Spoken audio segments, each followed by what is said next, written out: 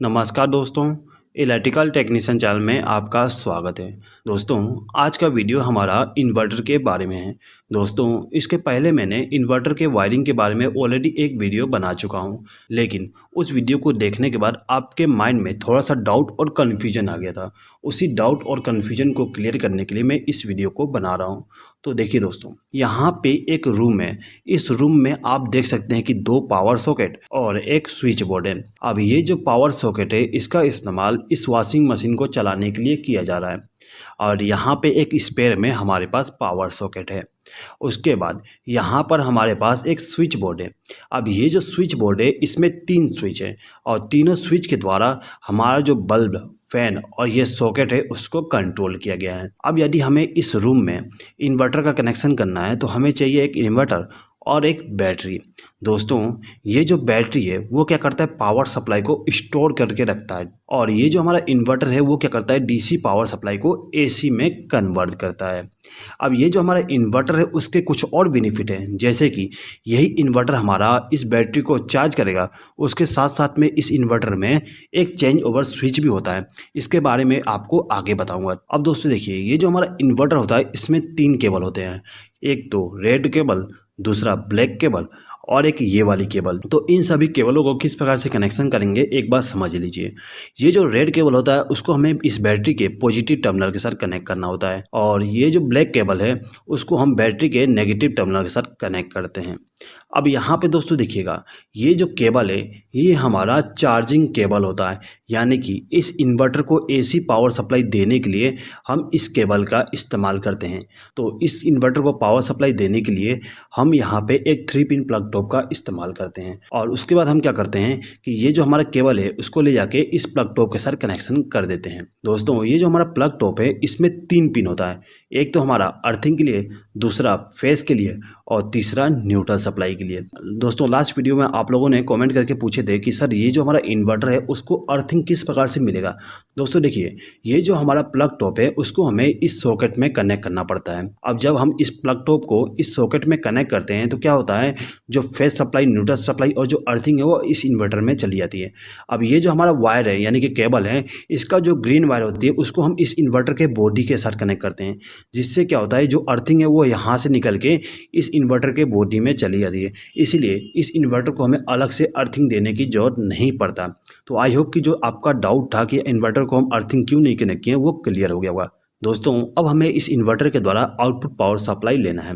तो output power supply हमें इस सॉकेट के द्वारा मिलता है, यानी कि ये जो हमारा सॉकेट है इसका जो दाहिना पिन है उसमें हमें फेस सप्लाई मिलता है और जो बाएं वाला पिन होता है उसमें हमें न्यूट्रल सप्लाई मिलता है। ठीक है दोस्तों, तो हमें क्या करना होता है यहाँ पे समझ लीजिए। हमें क्या करना है कि यहाँ से पावर सप्लाई लेना है तो एक प्लग टॉप का इस्तेमाल करना पड़ेगा। इसी प्लग टॉप को यहाँ पे कनेक्ट करके हम पावर सप्लाई को लेके जाएंगे। दोस्तों, यहाँ पे आप एक चीज़ समझ लीजिए, जो हमारा इन्वर्टर होता है उसको हम कम लोड वाले इक्विपमेंट को चलाने के लिए इस्तेमाल करते हैं, जैसे कि हमारा बल्ब हो गया, फैन हो गया, सॉकेट हो गया। इस प्रकार के इक्विपमेंट को चलाने के लिए हम इन्वर्टर का इस्तेमाल करते हैं। दोस्तों, ये जो हमारा इन्वर्टर होता है उसके द्वारा हम वॉशिंग मशीन को चलाते नहीं हैं, क्योंकि ये जो हमारा वॉशिंग मशीन है वो ज़्यादा लोड लेता है। अब यदि आप इस मशीन को इन्वर्टर के द्वारा चलाना चाहते हैं तो आपका जो बैटरी है उसका कैपेसिटी बहुत ज़्यादा होना चाहिए। इसलिए हम क्या करते हैं, जो हमारे घर में कम लोड वाली इक्विपमेंट है उसको चलाने के लिए इस्तेमाल करते हैं। अब दोस्तों देखिए, ये जो हमारा स्विच बोर्ड है, यदि इस स्विच बोर्ड में हमें इन्वर्टर का पावर सप्लाई के द्वारा कनेक्शन करना है तो हम क्या करते हैं कि ये जो हमारा स्विच बोर्ड में इनकमिंग पावर सप्लाई आई थी फेस वाली, यानी कि जो हमारा मेन पावर सप्लाई आई थी इस स्विच बोर्ड में, उसको हमें रिमूव करना पड़ेगा। तो हम क्या करेंगे, ये जो वायर यहाँ से लूप किए थे उसको रिमूव कर देंगे। अब ये जो हमारा स्विच बोर्ड है इसको फेस सप्लाई नहीं मिल रहा है। अब हमें क्या करना होता है कि ये जो हमारा प्लग टॉप है इसमें से जो दाहिना पिन है यानी कि ये वाली, इस पिन से हम एक वायर को कनेक्ट करके लाएंगे और इसको ले आके किसी भी एक स्विच के साथ कनेक्शन कर देंगे।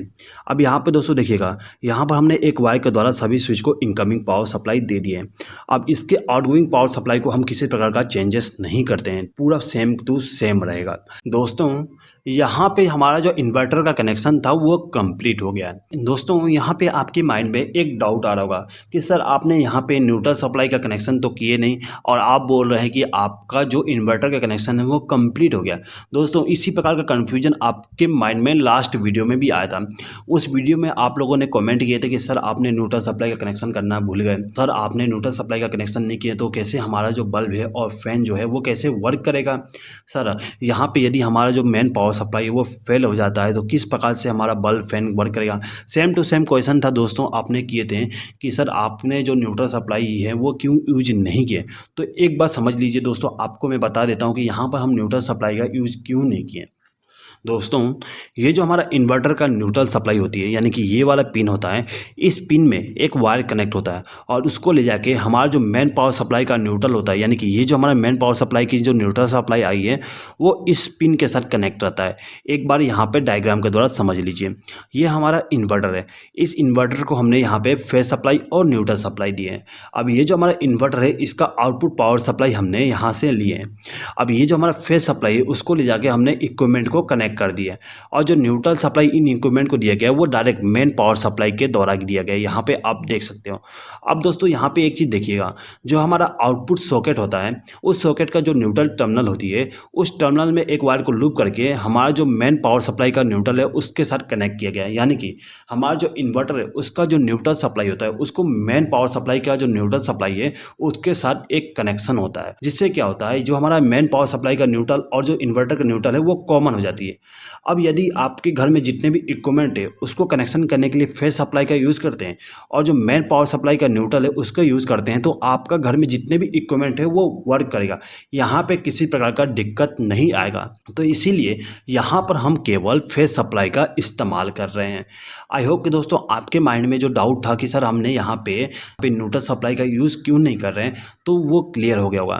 दोस्तों लास्ट वीडियो में आप लोगों ने ये भी कमेंट किए थे कि सर हमारा जो बैटरी है वो कैसे चार्ज होगा और जो हमारे बल्ब और फैन है वो क्या नॉर्मल पावर सप्लाई के द्वारा वर्क करेगा कि नहीं करेगा। तो दोस्तों इसको समझने के लिए एक बार जो हमारा इन्वर्टर है उसके फंक्शन के बारे में समझ लीजिए। यहाँ पे जो हमारा प्लग टॉप है इसको हमें हमेशा इस सॉकेट के साथ कनेक्ट करके रखना है और ये जो हमारा स्विच है वो हमेशा ऑन होना चाहिए। अब यहाँ पे क्या होता है, ये जो हमारा फेज सप्लाई है यानी कि मेन पावर सप्लाई वो यहाँ से फ्लो होते हुए इस इन्वर्टर को चला जाएगा। अब ये जो हमारा इन्वर्टर है वो क्या करता है, एसी पावर सप्लाई को डीसी में कन्वर्ट करेगा और डीसी में कन्वर्ट करने के बाद इस बैटरी को दे देगा, जिससे क्या होता है यदि हमारा बैटरी डिस्चार्ज है तो वो चार्ज हो जाएगा। अब यहाँ पे एक चीज़ और है, यदि आपका जो मेन पावर सप्लाई है तो आपका जो बैटरी है वो वर्क नहीं करेगा, यानी कि बैटरी से पावर सप्लाई लिया नहीं जाएगा। यानी कि हमारा जो इन्वर्टर है उसके अंदर एक बाईपास स्विच होता है यानी कि चेंज ओवर स्विच होता है। वो क्या करता है, यदि आपके घर में मेन पावर सप्लाई है तो क्या करेगा कि हमारा जो बैटरी है उसको स्टैंड बाई में रखेगा और ये जो हमारा इन्वर्टर है वो क्या करता है पावर सप्लाई यहाँ से लेगा और उसको क्या करेगा डायरेक्टली इस आउटपुट टर्मिनल पे दे देगा। यानी कि पावर सप्लाई यहाँ से आते हुए सीधे इस सॉकेट में चली जाएगी और सॉकेट के द्वारा इस स्विच बोर्ड में चला जाएगा, यानी कि हमारा जो बैटरी है वो वर्क नहीं करेगा। अब यदि किसी कारण से आपके घर में जो पावर सप्लाई है वो फेल हो जाता है तो क्या होगा, यहाँ से पावर सप्लाई आना बंद हो जाएगी, जिससे क्या होगा जो हमारे इन्वर्टर के अंदर चेंज ओवर स्विच लगा था वो क्या करेगा पावर सप्लाई को चेंज कर देगा। यानी कि इस बैटरी के द्वारा पावर सप्लाई लेगा और ये जो हमारा इन्वर्टर है वो इस बैटरी का जो डीसी सप्लाई है उसको एसी में कन्वर्ट करेगा और एसी में कन्वर्ट करने के बाद इस सॉकेट को देगा। अब इस सॉकेट के द्वारा हमने एक वायर को कनेक्ट करके इस स्विच बोर्ड को पावर सप्लाई दे दिए। अब ये जो पावर सप्लाई इस स्विच बोर्ड में आएगा तो क्या होगा, हमारे जो घर में बल्ब फैन और सॉकेट है वो ऑन हो जाएंगे, यानी कि इसको पावर सप्लाई मिलने लगेगा। आई होप कि दोस्तों आपको यहाँ पे समझ में आ गया होगा कि किस प्रकार से हमारा जो बल्ब और फैन है वो नॉर्मल पावर सप्लाई के द्वारा वर्क करेगा और किस प्रकार से बैटरी के द्वारा वर्क करेगा। अब दोस्तों देखिए, अब यदि यहाँ पे आपको दो वायर के द्वारा कनेक्शन करना है, यानी कि आप चाहते हैं कि ये जो हमारा स्विच बोर्ड है इसमें फेज सप्लाई भी लेके जाएं और न्यूट्रल सप्लाई भी लेके जाए इन्वर्टर का, तो कैसे करेंगे। तो दोस्तों देखिए आपको क्या करना होता है कि ये जो हमारा फेज सप्लाई है इसको यहाँ पे रिमूव करना पड़ेगा और जो न्यूट्रल सप्लाई है उसको भी रिमूव करना पड़ेगा। उसके बाद हम क्या करते हैं कि ये जो हमारा 3 पिन प्लग टॉप है इसका जो न्यूट्रल पिन होता है उस पिन से एक वायर को कनेक्ट करके लाएंगे और उसको ले आके इस न्यूट्रल टर्मिनल के साथ कनेक्ट कर देंगे। उसके बाद में ये जो हमारा 3 पिन प्लग टॉप है इसका जो दाहिना वाला पिन होता है उस पिन से हम एक वायर को कनेक्ट करके लाएंगे और उसको ले आके हमारा जो स्विच है उसको फेज सप्लाई दे देंगे। यानी कि यहाँ पर हमने क्या किया, ये जो हमारा स्विच बोर्ड है इसको हमने फेज सप्लाई और न्यूट्रल सप्लाई इस इन्वर्टर के द्वारा कनेक्ट कर दिए। अब दोस्तों एक चीज़ हमेशा याद रखिएगा, यदि आपके स्विच बोर्ड में इन्वर्टर के द्वारा फेज सप्लाई और न्यूट्रल सप्लाई दे रहे हैं, तो आपका जो मेन पावर सप्लाई है उसको यहाँ पे कनेक्ट नहीं करना है। आपका जो मेन पावर सप्लाई है और जो इन्वर्टर का पावर सप्लाई है वो आपस में कनेक्ट नहीं होना चाहिए। यदि आप यहाँ पे दोनों पावर सप्लाई को कनेक्ट कर देते हैं तो वहाँ पे एक शॉर्ट सर्किट हो जाएगा, आपके घर में जितने भी वायरिंग है सब के सब जल जाएंगे। तो यहाँ पे केवल हमें एक पावर सोर्स का इस्तेमाल करना होता है। अब दोस्तों देखिए, ये जो हमारा बल्ब और जो फैन है, यदि इनमें से केवल हमें बल्ब को इन्वर्टर के द्वारा कनेक्शन करना है और ये जो हमारा फैन है उसको यदि हमें मेन पावर सप्लाई के द्वारा चलाना है, तो किस प्रकार से कनेक्शन करेंगे दोस्तों, यदि आप सीखना चाहते हैं तो उसके लिए मैंने एक ऑलरेडी वीडियो बनाया हूँ। उस वीडियो को आप देख सकते हैं, उसका लिंक मैं डिस्क्रिप्शन में दे दिया हूँ, आप वहाँ पर क्लिक करके उस वीडियो को देख लीजिएगा। अब दोस्तों यदि आपके पूरे घर में इन्वर्टर का कनेक्शन करना है तो उसके लिए आपको क्या करना होता है कि आपका जो मेन डिस्ट्रीब्यूशन बोर्ड होता है उसमें इन्वर्टर का कनेक्शन करना होता है। दोस्तों यदि आप सीखना चाहते हैं कि किस प्रकार से हम मेन डिस्ट्रीब्यूशन बोर्ड में इन्वर्टर का कनेक्शन करेंगे तो उसके लिए मैंने ऑलरेडी एक वीडियो बनाया था, उस वीडियो को आप देख सकते हैं। उस वीडियो का लिंक मैं डिस्क्रिप्शन में दे दूंगा, आप वहाँ पर क्लिक करके उस वीडियो को देख सकते हैं। आई होप कि दोस्तों आपके जितने भी डाउट हैं सब के सब क्लियर हो गया होगा। दोस्तों यदि आपको ये वीडियो पसंद आए तो प्लीज़ इस वीडियो पर लाइक शेयर और कमेंट कर दीजिएगा, और यदि आपने अभी तक हमारे चैनल को सब्सक्राइब नहीं की तो सब्सक्राइब भी कर लीजिएगा। इस वीडियो को देखने के लिए धन्यवाद।